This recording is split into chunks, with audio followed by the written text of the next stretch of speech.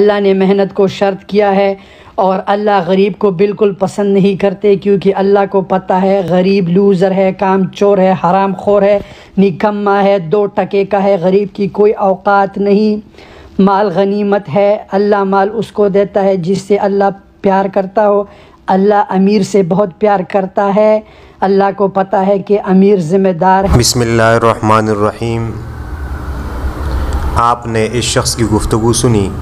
اس شخص کی گفتگو دین کے روح سے غلط ہے، اور اس طرح باتیں کرنا مناسب نہیں ہے۔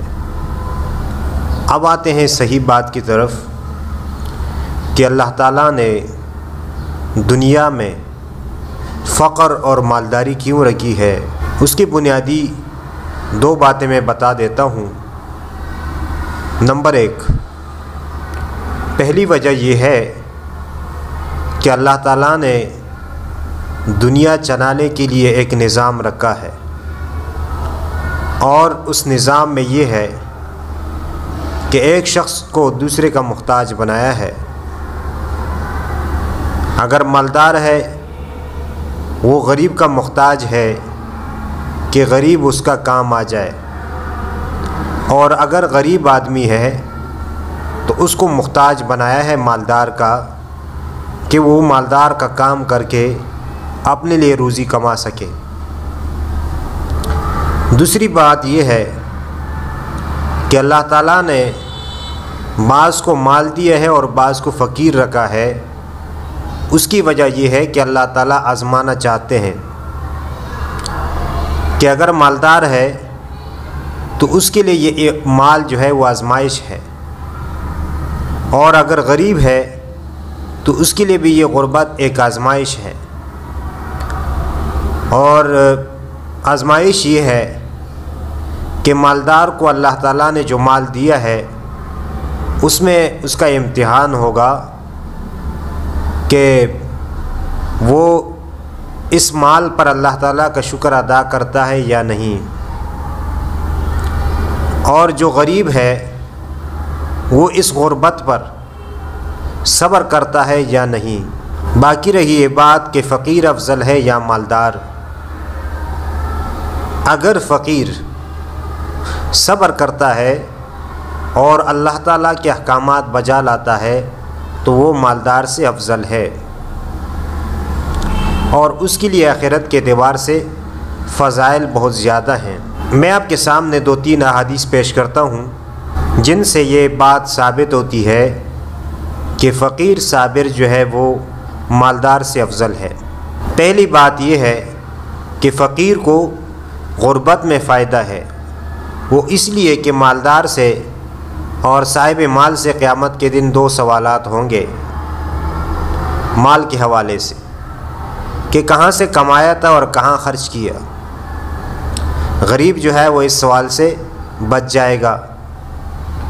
نمبر 2، مسلم شریف کی حدیث ہے، حدیث نمبر ہے 2979، یعنی 2979 نمبر،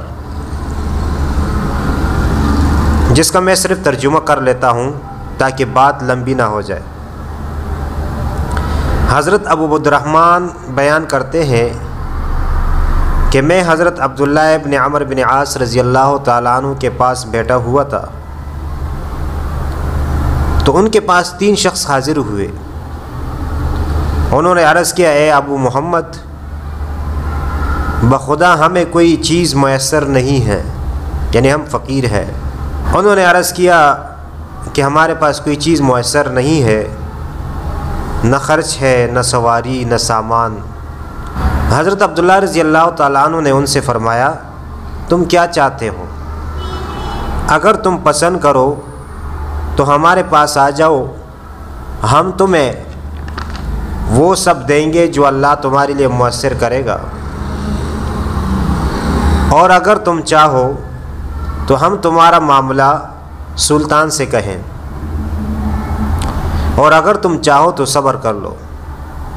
پھر آگے فرمایا، کیونکہ میں نے نبی صلی اللہ علیہ وسلم سے سنا کہ فقراء مہاجرین قیامت کے دن جنت میں امیروں سے 40 سال پہلے جائیں گے۔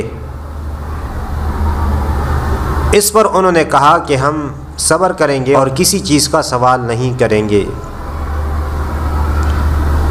دوسری حدیث جو جامع ترمذی میں ہے اور حدیث نمبر ہے 2354، یعنی 2354 نمبر حدیث ہے۔